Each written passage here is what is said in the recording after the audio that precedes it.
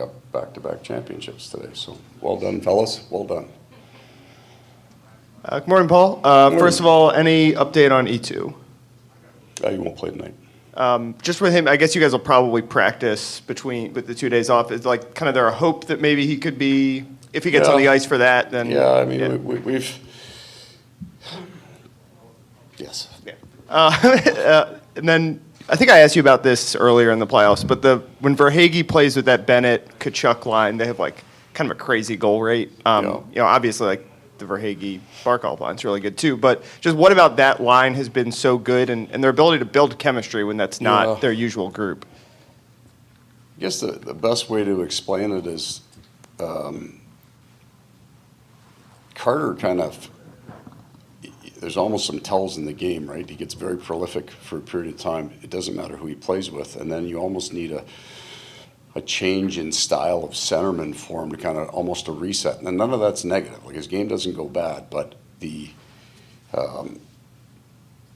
first adjustment was Nick Cousins going into that hole with Bennett and Tkachuk, and then you start winning games, so you leave it for a while, leave it for a long while.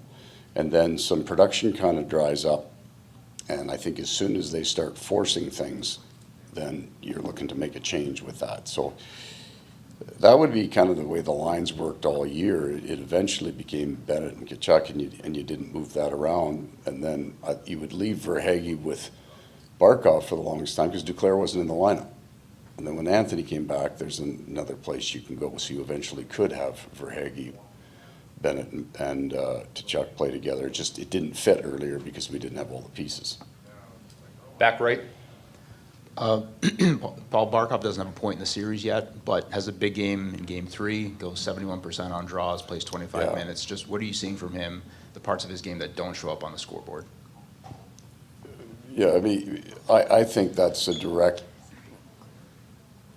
correlated to the minutes he's on the PK. I mean, we've spent an awful lot of minutes per game killing penalties, and he and Sam Reinhart are the two off the bench first.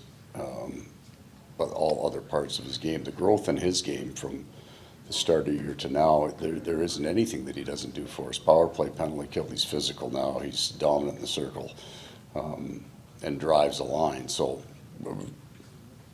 it's too small. I understand completely why we look at points and assists as the tell whether a guy produced for his team, but he's been fantastic. You know, I've said it a bunch of times. You get real sick before the first Boston game, first game of our playoffs, and didn't register a shot attempt. It had nothing to do with his game, and from that point, he's just built. For the next 2 months, he's just gotten better and better. Back right, Kristen. Paul, Gustav was just out here saying he felt like, the team hasn't played to their very best yet, that there's still more that they can give. Do you feel similarly that the best is still yet to come for your group, or have you seen that out of them already in the series? In the series we're talking about. Yeah. I like that idea that we're building and getting better, that we didn't play our best in game 1 or 2 and thought, well, this thing's over. So you like the mindset and the mentality that there's room for growth in our game. Back left, Jameson. Jameson Hall, FloridaPanthers.com. Coach, you guys, fast. I'm always fast, you know that. And kind of going back to even the stretch run, you guys really kind of adopted that one game at a time mentality. Obviously, that was very big in Boston throughout these playoffs. Does that come from you? Does it come from the guys? And how have you kind of seen it evolve and just the power of it throughout this run? I think it's a year-long mindset of handling your day. Because we went through a stretch of time, I would go back to our December where I thought we started playing way harder, but you couldn't tell. Between injuries and our travel schedule, we just didn't have much in the tank. And we didn't want to carry losses forward when we didn't need to. So if it was a practice day, it was just a practice day. We handle our day. And then I would think that idea would be ubiquitous throughout the NHL in the playoffs. That don't get too high, don't get too low. It's not a cliche. It's a really important way to handle it because of the intensity levels of the mood swings, right? An overtime win to a 7-2 loss. I mean, that's different ends of the spectrum. So you need to be able to get to the next day. And when you're there, live that day. You burn way too much energy worrying about tomorrow or even tonight's game. That puck's not dropping until 8:10, so there's no point in being all wound up for the morning skate. Take a few more for Coach, right side, third row. Excuse me, Nick Kotznick at NHL.com. Your son Jake works for the Everblades, right? He's a broadcaster. Yeah. Did he broadcast that game? Did you get to No, so listen to it? he does the road games. Oh, just the road games. Yeah, so that was a home game for him, but he's got the first championship in the family, so he's holding that over my head.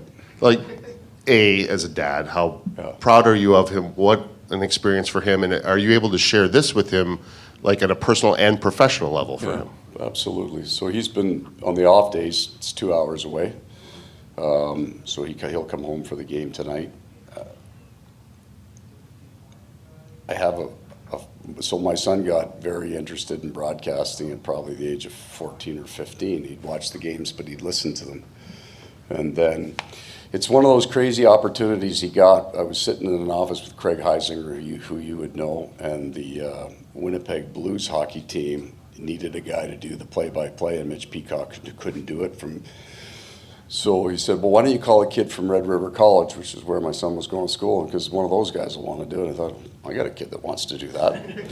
So that's kind of was his in, and he fell in love with it.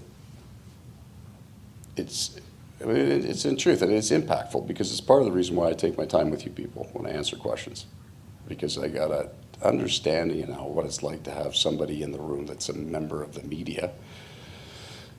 Then I'd be some sour at some jerk coach that gave him a hard time because he didn't like the question because he just lost a game. So I am mindful. It has changed the way I approach what I do with all of you, because I get it. I get a better appreciation for what it's like, maybe not to be on the bench, but still part of a team, to feel like you're a part of a team. So I'm happy for it. It's what he wants to do for a living. He is, I can't call him on game days because he's prepping. Right, he's got notes he's got to go through, but he listens to his games back, and he listens to all of the broadcasters, and that would be an aside. So Steve's in the back there when we're walking in. He said, "I don't have Jake's number. Can you get it to me so I can send him a congratulations text?" So it kind of got out that my kid was doing this. The broadcasting community has been unbelievable with him. Like, so I'm a dad. I'm I'm just a dad. I love all those guys now, right? They've been good to my kid. I get that. It's been a wonderful experience for him. God, he's going to be hard to live with. We got to win this at least so I can walk in the house even, God. But I'm happy for him. I'm happy for them. Craig Brush is the president general manager over there, and I met Craig 40 years ago in Detroit, and that's how the kind of connection maybe came to. He's been wonderful. So he's got a special plate in our family's heart. Take one more question, right side, second row. Sean Shapiro, AP Ringside. First, You're almost as fast. with the listening to your son's call, was that part of how you killed those 10 days between games? And then also kind of on that same thought, I'm curious with the organization, with the minor league coaches, you've got guys who have come up and found their way. I'm curious what you try to learn from guys who have coached guys when they come up, and what you try to learn about yourself for guys who come in and contribute. Yeah, I mean, I listen to the games, right? And I've always liked playing with. I'm interested in the words my kid uses to describe something. That's kind of interesting to me. I like to read. I like words, right? And then he'll pick a good one out, or that's an unusual. You're gonna have to explain what happened, because I have no idea what you were talking about. But Brad Ralph's the coach for the Everblades, and let me go back a bit. I spent a year in the American Hockey League back in 05, 06, and I was amazed at how good those coaches were. So John Stevens was coaching the Philadelphia Phantoms. He's on the other bench now. And he was the first team I ever saw come back up the strong side off a D-zone face-off win, rip it off the glass. I noticed it because they had 3 guys on a breakaway going the other way. We didn't see it coming. Had that experience. So I went over and met with Brad this summer, and we were talking about neutral zone. So we would run a neutral zone that's fairly close to his, how we teach it. And he had a way, way better way of teaching his neutral zone than I did. We're teaching the same thing, but the way he described it, I mean, I didn't steal it from him. I asked for it. Do you mind if I use this?